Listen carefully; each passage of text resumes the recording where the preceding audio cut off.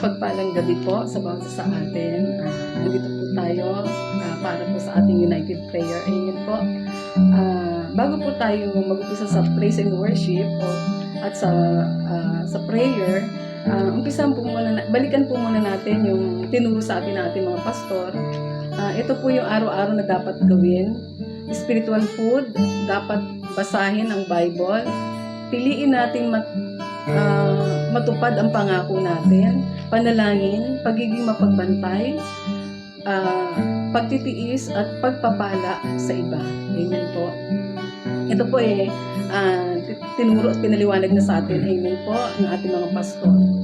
Ito po yung topic natin ngayon na i-share ko po sa inyo, Exodus chapter 17 verses 12 to 14. Ito po yung pong kay Moises na natalo ang mga Amalekita. Verse 11 po, kapag nakataas ang mga kamay ni Moises, nananalo ang mga Israelita. Kapag nakababa, nananalo naman ang mga Amalekita. Nangawit na si Moises kasi na Aaron at Hur ay kumuha ng isang bato at pinaupo roon si Moises. Habang hawak nilang pataas ang mga kamay nito hanggang sa lumubog ang araw, dahil do'y nalupig ni Josue ang mga Amalekita. Amen po. Verse 14, sinabi ni Yahweh kay Moises, isulat mo ang pangyayari ito upang hindi ninyo malimutan at sabihin naman kay Josue na lilipulin ko ang mga Amalekita. Amen po. Ito po yung kapag tayo ay tumutulong tayo sa pananalangin, lumalago ang gawain ng Panginoon. Amen po. Yung pong bumubuhat tayo, nakikipagbuhatan tayo sa pananalangin, nababawasan ang bigatin ng mga pastor natin. Amen po. Gaya ni Moises, bumababa po yung kamay niya, natatalo po sila ng Amalekita. Amen po. Kaya po, napakahalaga po ng suporta natin sa ating mga pastor. Amen po. Nagaya ni Hur at ni Aaron na willing lang po na makipagbuhatan. Amen po. Ano man po yung nilalaban ni Moises para sa kanyang bayan. Amen po. Ay tumulong po si Hur at si Aaron. Amen po. Gaya po natin na tayo po ay nagkakaroon ng burden sa pangailangan ng simbahan pag tayo po ay nananalangin. Tayo po ay sumasabay sa ating mga pastor sa pananalangin sa simbahan. Amen po. At nakikipag-partner po tayo. Nagiging partner po tayo ng ating mga pastor. Amen po. Gaya po ng tinuro po ni Pastor Marvin na hindi na po dapat tayong yayain sa prayer. Amen po. Hindi na po tayo dapat paalalahanan o prayer na. Amen po. Hindi po. Automatic na po yun na may prayer meeting, tayo po ay nauuna pa. Amen po. Nauna pa sa kapwa natin o sa ating mga kasamahan sa church. Amen po. Alam niyo po sila Hur at sila Aaron, Moises, matatanda na po. May edad na po sila, mga 80 years old, nasa 100 years old na po, pero andun pa rin po, nagpapatuloy pa rin po sila sa kanilang ministry. Amen po. Ministry po na sumusuporta sa pananalangin. Nakikipagbuhatan sila sa gawain ng Panginoon. Amen po. At napakahalaga po ng bawat isa sa atin. Kung tayo po ay tulong-tulong, nagkakaisa, madali pong magagawa ang pinagagawa sa atin ng Panginoon. Amen po. Yun lamang po. Ito po si Brother Dutoy. Isang mapagpalang gabi po sa bawat isa. Kamusta po ang bawat isa? Praise the Lord po. Marami na naman po tayong natutunan sa nakalipas na isang linggo. At salamat po sa Lord at nawa ay matutunan po natin mabuti yung po may tinuturo po sa atin ng ating po mga pastor. At ang ibabahagi ko po sa inyong gabi ay ito po yung sa Daniel chapter 6. At ang title po nito ay si Daniel sa kulungan ng mga leon. Dito po sa verse 10 po, basahin ko lang po. Sabi po rito, nang malaman ni Daniel na nilagdaan na ng hari ang gayong kautusan, umuwi siya. Lumuhod siya at nanalangin at nagpasalamat sa kanyang Diyos sa isang silid sa itaas ng kanyang tirahan na may bukas na bintanang nakaharap sa Jerusalem. 3 beses niyang ginagawa ito sa maghapon gaya ng kanyang na kaugalian. So ito po yung ginawa ni Daniel na after po na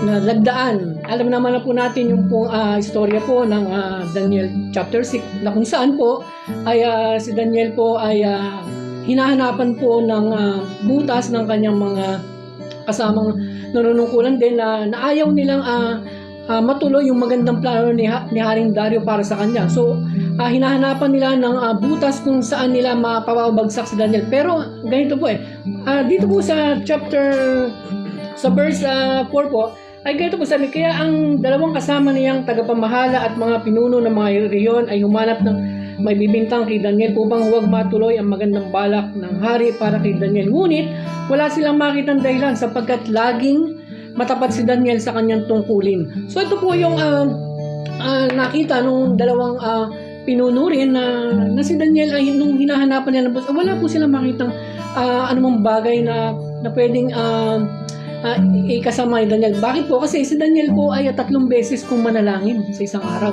So, dahil po siya ay madalas manalangin na makipag-fellowship sa Lord, ay nandun po na nakakapamuhay po siya ng malinis, ng matuwid na halos wala nga po makitang masama. Ito pong kanyang mga ibang kasamang pinuna, siya ay na hinahanapan ng masama para mapabagsak. Pero walang makita. Bakit po? Kasi 3 beses po siyang manalangin.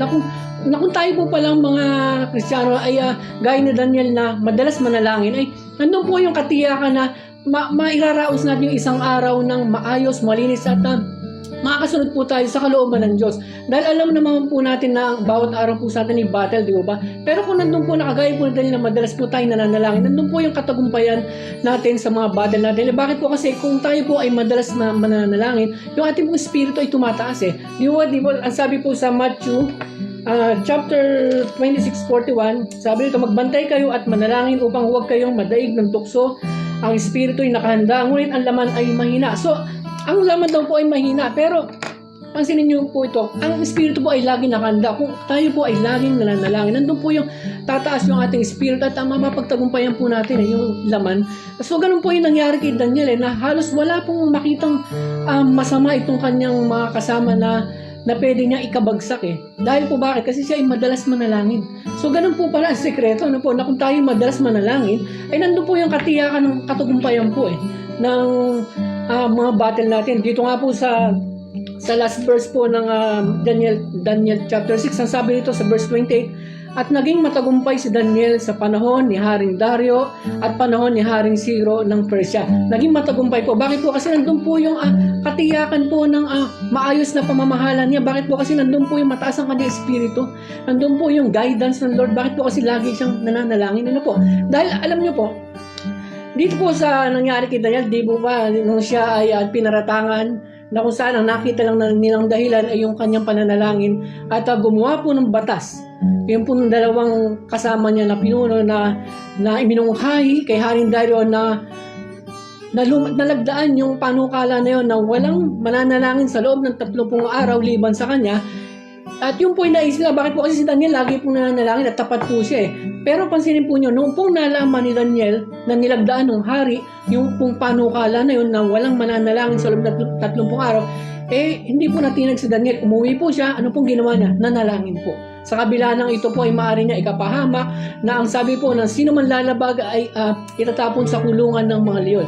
Pero pansinin po ninyo, nung pong siya ay pinaratangan at siya po ay nagpatuloy sa pananalangin, nadala man siya sa kulungan ng mga leon, pero tingnan niyo po, dahil sa kanyang pananalangin, ang Diyos po ay nagpadala ng mga anghel doon sa kulungan at pinatikom po yung bibig ng leon at wala pong anuman nangyari kay Daniel. Bakit po? Kasi dahil po siya patuloy po siyang nananalangin, nagtiwala po sa Diyos na wala pong anumang mangyayari sa kanya. Sa ating po mga Christian, ganun din po, ang battle po natin ay ganun din. Marami po tayong mga battle. Ang kaaway po ay, di ba, laging nakaabang yan Parang leon umaatungal. So, ganun din po. Kung tayo po ay patuloy na nanalangin, andun po yung katiyakan na yung rescue po ng Diyos na magpapadala din po siya ng anghel upang ang diablo po ay kanyang hindi po pa makapasok sa atin, makagawa ng anumang plano niya. Bakit po? Kasi kung tayo po'y patuloy na nanalangin, wala po siya makikitang butas. Bakit po? Kasi nandun po tayo sa perpektong kalooban ng Diyos. At ganun po ang nagagawa ng pananalangin po natin. Manalangin po tayo manalangin ng gaya po ni Daniel, na nandun po yung protection, na wala pong magagawa po yung kaaway. Ganon din sa atin, wala pong magagawa yung pong anumang gawa ng kaaway, dahil po nandun po yung full protection po ng Lord, dahil po sa ating patuloy na pananalangin. At yun lang po yung ma-share ko po sa inyo. At nandito po si Pastora Girlie para po sa pagpapatuloy. Sa pumuling mapagpalang gabi sa bawat isa po sa atin. Nandito po rin tayo ngayon sa ating sama-samang panalangin ngayong Friday. Ano po?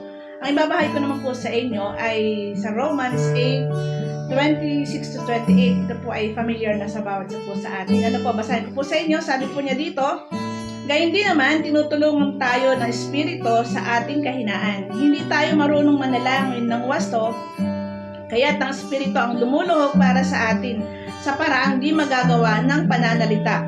At nauunawaan ng Diyos na nakakasaliksik sa puso ng tao ang ibig sabihin ng Espiritu, sapagkat ang Espiritu ay lumuluhog para sa mga banal ayon sa kalooban ng Diyos. Amen po. Ngayon, alam niyo po, ito pong panalangin po na to, alam niyo po ang kahinaan po natin mga Kristyano, ay mga bagay na hindi natin alam. Kaya nga po ang Bible ay tinuturuan po tayo ng paano manalangin ng tama at wasto. At pagdating po sa prayer, sabi po niya dito, tayo po ay tinuturuan ng banal na Espiritu kung paano po tayo manalangin ng tama. Amen po. Kasi alam niyo po, sabi po niya dito, habang tayo po ay nagtatangs, habang tayo po ay nagtatravel, nag-groaning, ang sabi po niya dito ay, sa verse 28, all things work together for good to those who love God. Kasi nalala ko po yung binanggit po ni Pastor Boy nung last cup, kapag dumating na po yung time sa ating mga Kristyano na napapaligiran na po tayo ng mga problema, yung na-overwhelm ka na sa mga problema, kung hindi po tayo mananalangin, ay babagsak po tayo. Kaya nga po, salamat sa regalo ng Diyos na binigyan po niya tayo ng ito pong prayer in tongues. Kaya sabi po doon ni Pastor Boy, kailangan po natin laging mag-tongues. Lagi po tayong mag-pray ng tongues every day para po tayo ay makasurvive sa mga problema. Kaya sabi niya sa verse 28, all things work together for good. Habang tayo pinananalangin, nagtatangs, nagtatravel, nag-groaning, ang sabi po nito sa verse 28, all things work together for good to those who love God. Mapapabuti ang lahat, magiging maayos ang lahat kung tayo po ay lagi nananalangin, nagtatangs po tayo everyday.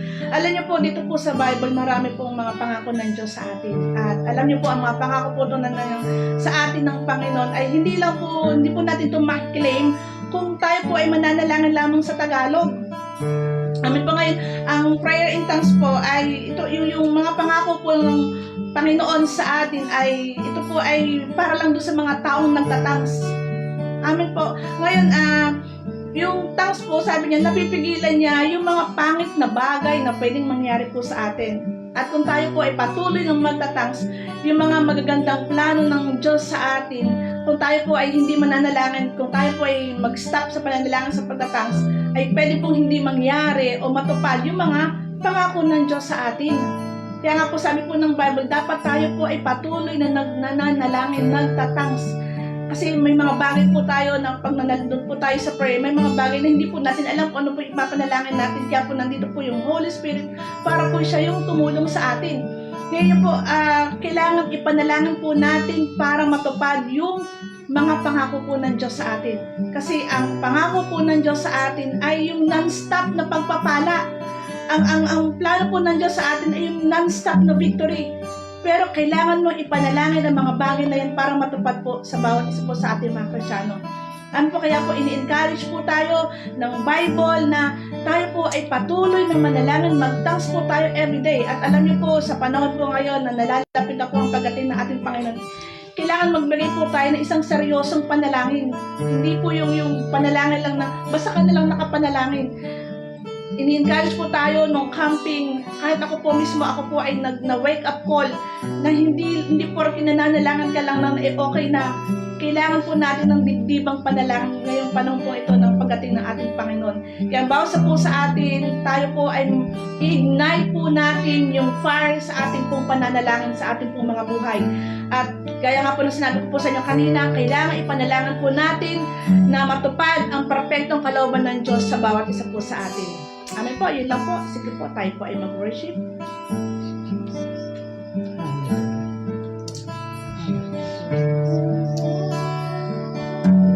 Biyaya mo ay laging nararanasan.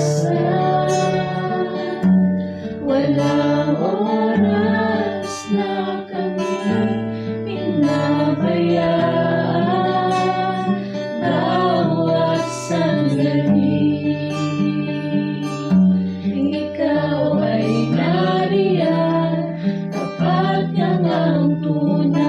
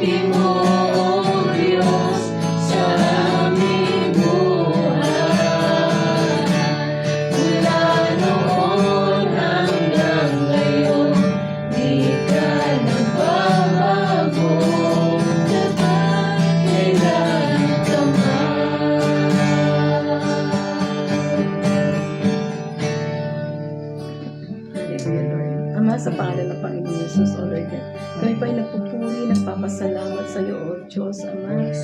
Napakabuti mo, Lord God, muli mo, Lord, na sinamahan kami, O Diyos, O Lord God, sa aming pananalangin, Lord God. Lord, sa mga oras, O Lord God, nililipat po namin, Lord God, yung mga leader namin, Lord God. Yes, Lord.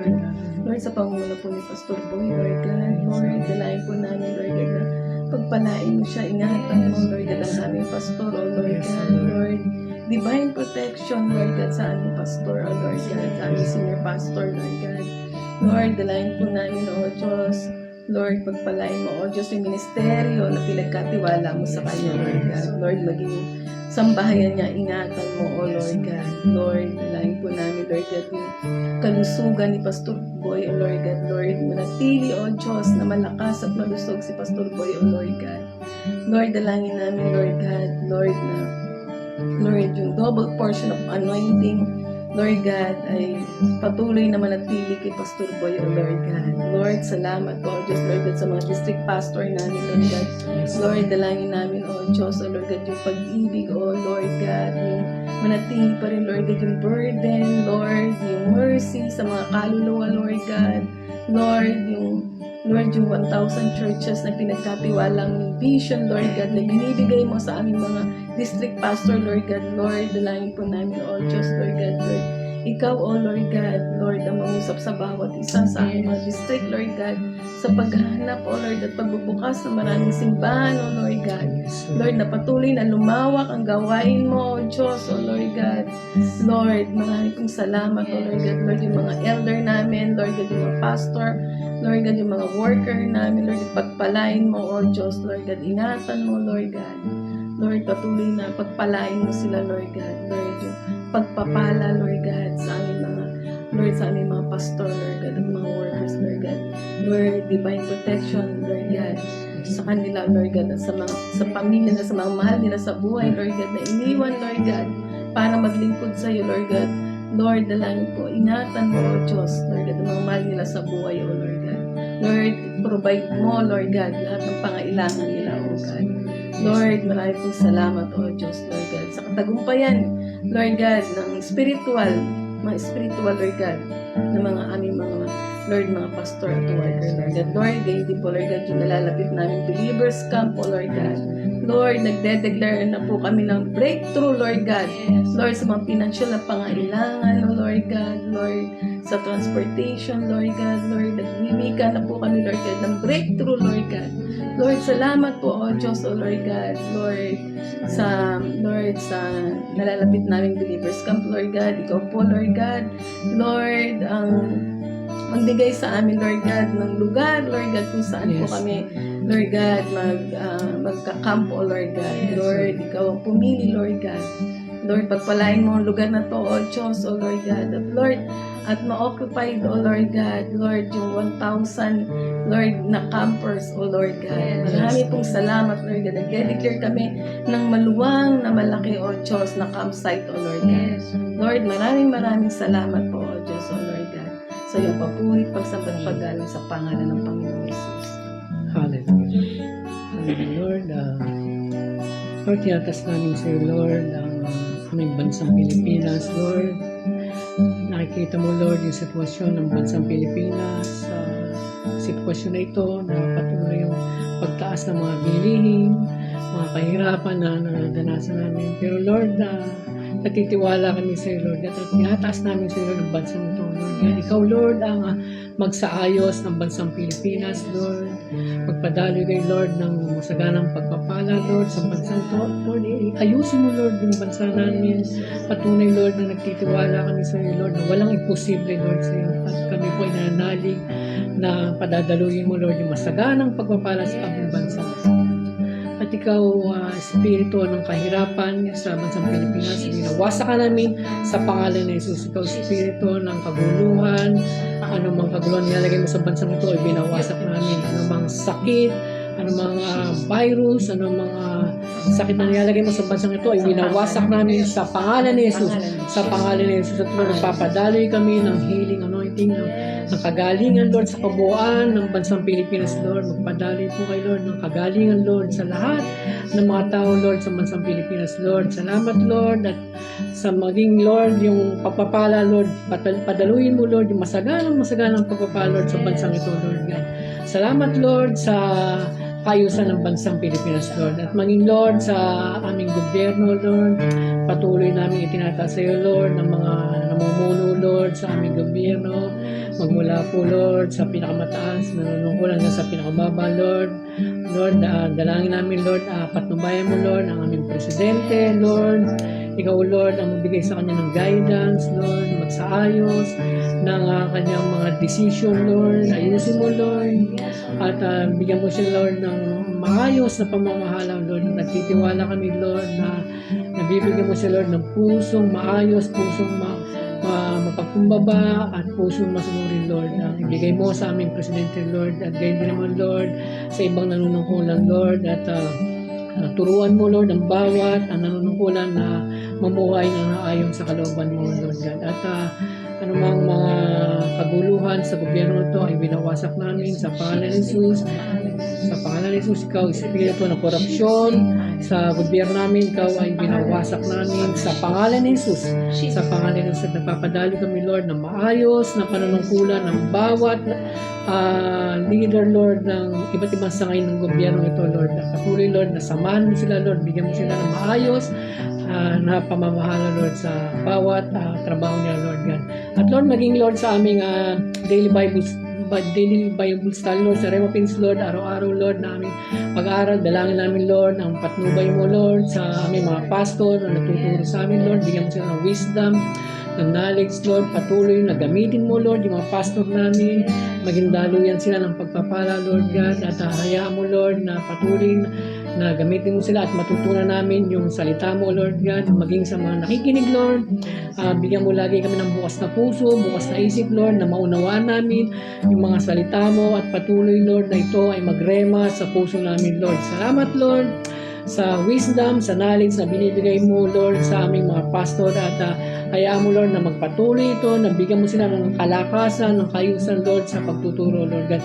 At Lord, maging yung mga pastor namin, tinataas namin, patuloy, Lord, na pagkalooban mo sila, Lord, na maayos na kalusugan, Lord, i-provide mo ang bawat pangailangan ng mga pastor namin, mga workers namin, Lord, nakikita mo yung mga sitwasyon na, Lord, dalangin namin, Lord, na patuloy, Lord, na samahan mo sila at i-provide mo yung mga pangailangan sa mga renta, sa mga bills, sa kuryente, sa tubig, Lord. Alam mo yung bawat pangailangan ng bawat simbahan namin, Lord, nagtitiwala kami na tapat ka sa iyong pangako at ngayon pa lamang, Lord, pinanghawakan namin ng mga pangako mo at Lord, na nandun na yung, Lord, yung pagpapala, Lord, na na-provide mo na, Lord, lahat ng pangailangan ng bawat simbahan namin, Lord.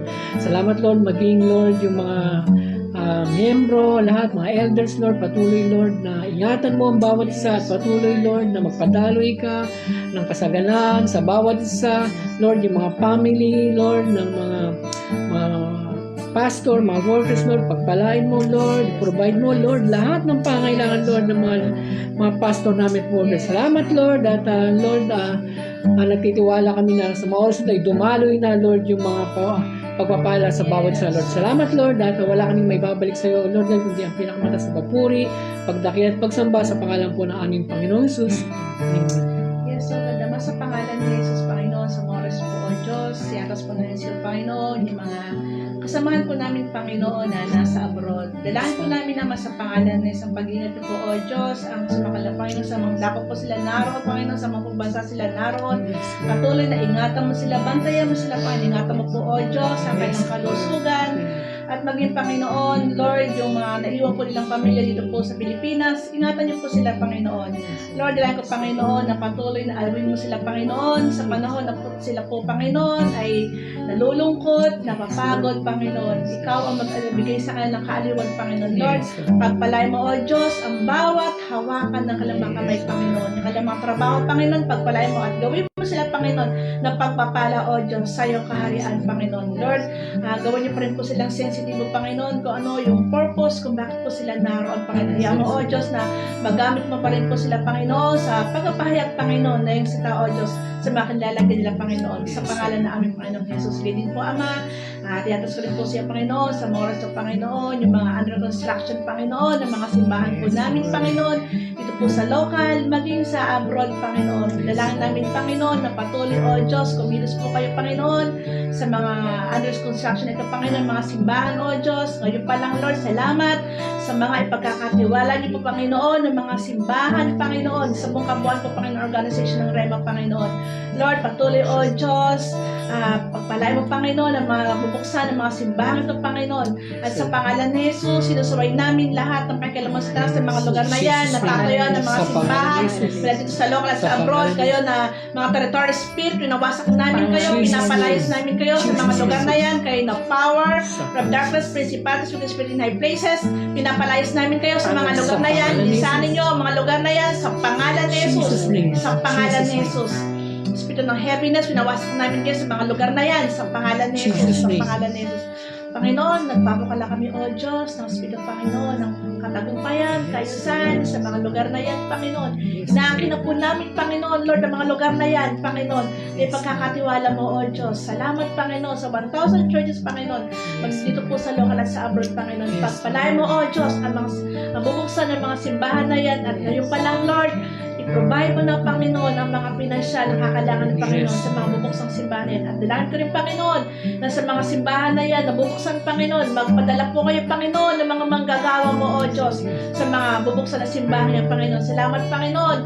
At maging sa Lord, sa mga simbahan na yan, patuloy, Panginoon, na makapag-produce, O Diyos, ng mga future pastor, workers, elders, Panginoon, prayer warriors, O God, givers, Panginoon. Salamat po, O Diyos. Salamat, Panginoon, sa mga magagawa mo, Panginoon, idadagdag pa, Panginoon, sa buong kabuuan ng Rema, O Diyos. Salamat, Panginoon, sa pangalan ni Jesus. Ganyan po, Ama.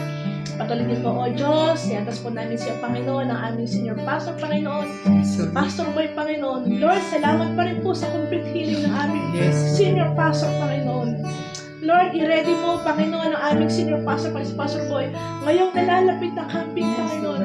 Ready mo siya, Panginoon, physically, emotionally, and spiritually, Panginoon. Dalangin ko po, Ama, Lord, sa pangalan na aming Panginoon, na patuloy, O Diyos, punuin mo palagi, Panginoon, na aming senior pastor.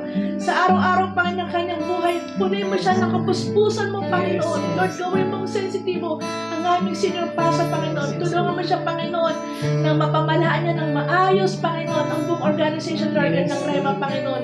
Lord, ipagkaloob mo kay Pastor Boy, yung wisdom, yung knowledge, yung understanding, O God. Panginoon, pagpalain mo, Panginoon, aming senior pastor, Lord God, yung ministeryo na pinagkatiwala mo sa kanya, ay patuloy na pagpalain mo at palawakin niyo mo, Panginoon, sa pangalan ng aming Panginoong Jesus. Bigit po, Ama.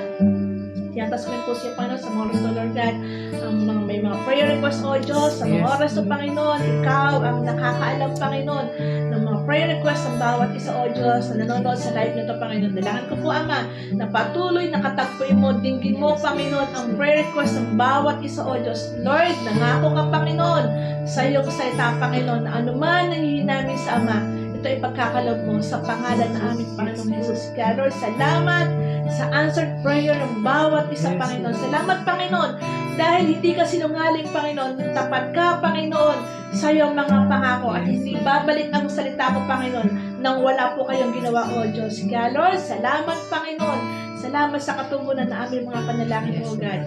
Maraming salamat po, O Diyos. Binabalik po namin sa iyo ang pinakamataas na papuri, pagsamba at pagdakila sa pangalan ng Panginoong Jesus. Amen. Sige, worship po tayo.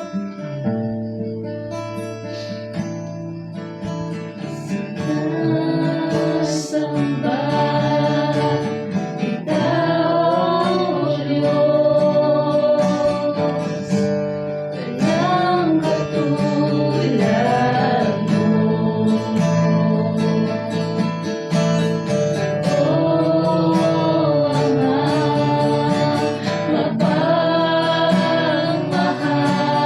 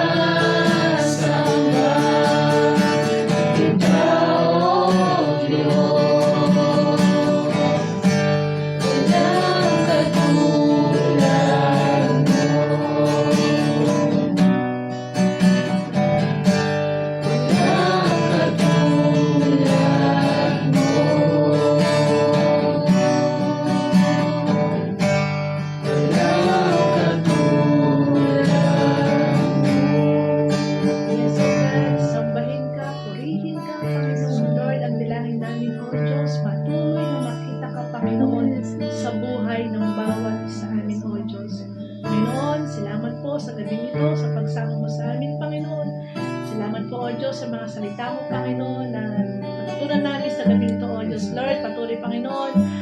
Salamat pa rin po, O Diyos, sa kasagutan ng aming mga naipanalangin sa mga oras sa Panginoon. Dahil, Lord, nangako ka, Panginoon, sa iyong salita, Panginoon, na kung ako po'y mananalangin, manalig po kami. Ito po'y natanggap na po namin ka. O Lord, salamat sa kasagutan ng aming mga panalangin sa gabing ito, Panginoon. Purihin ka, sambahin ka, Panginoon. Ito po ang manalangin namin sa pangalan ng aming Panginoong Jesus. Amen. Amen.